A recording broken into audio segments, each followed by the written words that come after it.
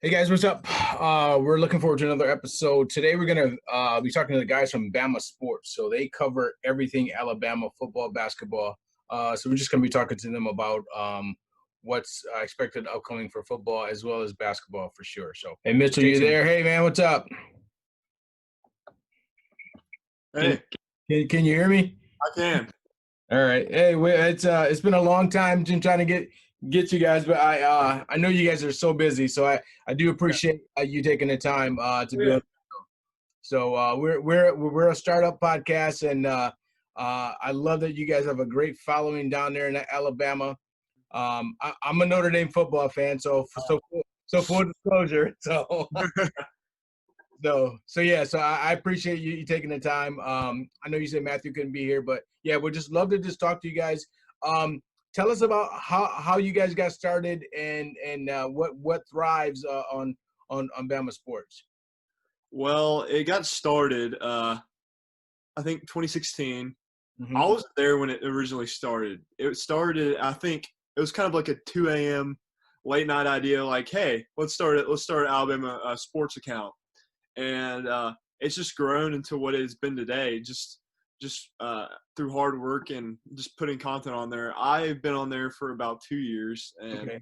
just the growth I've seen, especially in the last last year and a half has just been crazy for Yeah, sure. you guys have 28,000 followers. That's Mhm. incredible. Yeah. So I'm gonna pick your brain quite a bit. So but let's talk about like what are you guys seeing from with the COVID and all this stuff down in the Alabama area? What are you guys seeing? Are the cases going up? Are sports being delayed? Is school gonna start on time? Uh, I think everything is going to be able to start on time. I am seeing some more concerning uh, numbers recently, uh, Hmm. but from what I'm seeing, not the act the actions that we're taking haven't been much different than what we have been doing. Right. So I think everything should be normal from what I've been seeing. Okay. So from a sports perspective, and you guys have a huge audience, is Alabama football going to be delayed? I mean, are they? Obviously they're going to have to put some distancing measures in place. What are you guys hearing? I'm hearing that it's going to start on time. I'm Okay. hearing definitely going to be students and season ticket holders. Outside of that, I'm unsure about if the normal fans going to be able to get in to the Okay. game, maybe through ticket exchange, maybe. Um, but that's what I've been seeing. I do think there's a strong possibility of the season getting delayed to Oh, okay. probably like December. Okay. Wow. Okay. All right. Wow. So I wonder I wonder how does Saban feel about that? So there you go. Oh, I mean, it's got to take it's taken a toll. It's definitely changing the recruiting process a lot, Yeah. considering that a lot of the recruits, like I've talked to some basketball guys, they have never even stepped foot on campus, and they're having to commit to a school that they don't even know what it looks like. Yeah, So, yeah, that's happening a lot because I coach AAU basketball, and like I had two guys that had never seen their campus and went and committed because if not, they may not have had a roster spot. So yeah, right, yeah, I mean, it's just crazy. I mean, for some schools it can probably be an advantage, and for other schools it's going to be a disadvantage. It's just how the recruiting process is going to be. I'm thinking we're probably going to see more transfers in the transfer portal yeah. through this process There are a lot now. because especially with this, you're going to see people realize that once they step on campus that it's a lot different than what the coaches told them, and it's just going to be a different scenario. And I think the transfer portal is going to be as active as ever. Wow. So Bama Sports. So when you guys came up with Bama Sports, are you guys getting followers outside of people that are Bama fans, or is it 100% Alabama fans? I'm seeing some people that are following that are not Bama fans. A lot of other fan pages like from LSU. I've seen people from Michigan State.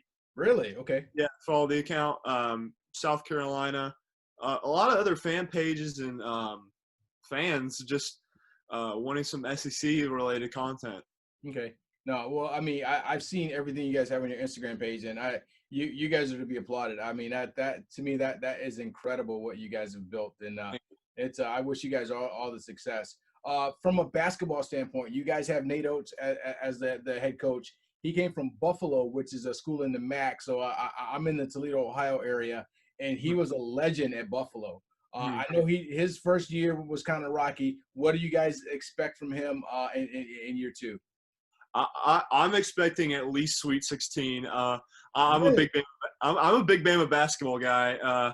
They're probably the most frustrating program to watch, in my opinion, in all of Mhm. college basketball because they give you higher expectations just to fail at the very end. Yeah, It's just a roller coaster ride, like beating undefeated Auburn at home by 20, and then losing like your last three games, and then losing to a really bad Vandy team at the end of the year. yeah, Uh, yeah. but this year, I think John Petty's going to be coming back. Okay. Herb Jones is coming back. You get a lot of young guys coming in, Primo, um, Darius Miles, and you got guys like Rojas and Gary Hmm. coming off of injuries, and then Bruner coming in from Yale, who Okay. will be a big help because our front court has been our biggest weakness. So I'm expecting. I say Sweet 16. Wow. I just hope that's their where they get because this is I think the most depth I've seen on a Bama team in a good while. Long time. Um, Wow. And so above my shoulder here, I'm a huge Duke fan. So Sweet 16 to us is natural, but yeah, Alabama, I think you guys are in a better position. Avery Johnson was a great coach, phenomenal player in his heyday, Hall of Famer. I think Nate Oates just really takes you guys to another level. He's phenomenal. I mean, I think you'll get kids that'll come there just because Nate Oates is there. right. He is absolutely phenomenal. Yeah, he's the real deal as a coach. And a recruiter. I mean, Yeah, we're getting a lot of guys from Canada too. really. Primo, Keon Ambrose. Yeah. They Okay. were going heavy after this five-star Charles Bediako, Mhm. Canada. Just creating a lot of recruiting pipelines and trying to and our assistant coaches too, like Brian Hodgson, just great recruiters, bringing them in and bringing just some great talent that I don't think we've had in a while. Yeah, SEC basketball is pretty good. I mean, you got Kentucky, you got Auburn's, you got LSU, so you got some stud teams there. So if Alabama can compete in that level, stay in the top five in recruiting in the SEC, they're going to compete very well, Mhm. Yeah, very well. I just hope we establish more of a line of consistency. Uh, Hmm. I think we have the talent to definitely have a top five finish in the SEC standings for sure. Hmm. It's just can we put it together finally and stay consistent throughout the year? Yeah, Nate Oates will definitely get you guys there. When is school supposed to open back up? Are students coming back on time and they're moving in? What, August or September August. It's or? Okay. going to start on time. I think it's August 19th is when was when school starts, and then I got a camp 2 weeks prior, so that's when I'm moving in. Okay. All right. So what's the one thing you're excited about Alabama football this year? What's the one thing you're excited about Alabama basketball this year?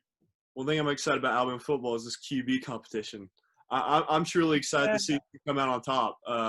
I'm really impressed with Mac Jones. I think he's a really good quarterback, really good leader, very very confident.